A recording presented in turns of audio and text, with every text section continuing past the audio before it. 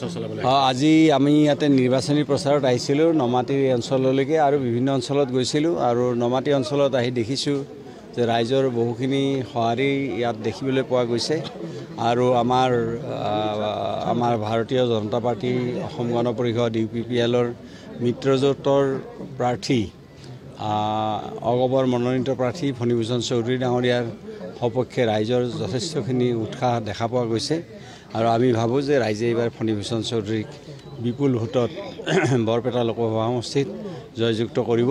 তাৰ কাৰণে আমি ৰাইজৰ ওচৰত আহ্বান জনালোঁ আৰু ৰাইজৰ সঁহাৰি সেইটো কথাই প্ৰমাণ কৰিছে। উৎকট গৰমৰ মাজতে আপুনি কষ্ট কৰি ঘূৰিছে, মানে কেনেকুৱা হ'ব ফলাফল? ফলাফল ভাল হ'ব।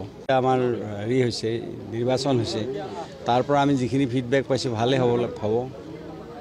পাঁচটা চিটতে ভাল হ'ব। এইটোতো আৰু কি ক'ম, সেইটো আপোনালোকে নিজেও জানে। কেন্দ্ৰত বিজেপি চৰকাৰ থকা কথাটো নহয়। কথাটো হৈছে কি, কেন্দ্ৰত বিজেপি চৰকাৰ থাকিলে বিজেপি চৰকাৰক অৱগত কৰাব লাগিব নহয়।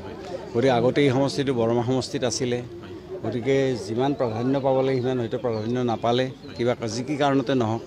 গতিকে ইয়াৰ ৰাস্তা ঘাটৰ অৱস্থা অলপ বেয়া, গতিকে এইবিলাক আমি ঠিক কৰিব লাগিব সকলোৱে মিলি। আপোনালোকৰো সহযোগ লাগিব তাতে, নহয় জানো? শিৱসাগৰত অস্বাভাৱিক মৃত্যু হৈছে সগুণৰ, সজাগতা সভা আমি কৰিছোঁ, বহুত মানুহক আমি কৈছোঁ। আমি কি কওঁ, আগতে দক্ষিণ কামৰূপত তেনেকুৱা ধৰণৰ কথা হৈছিল। তো কিছুমানে কি হয় পয়জন দি দিয়ে আৰু দিয়াৰ ফলত শগুনবিলাকৰ মৃত্যু হৈছে।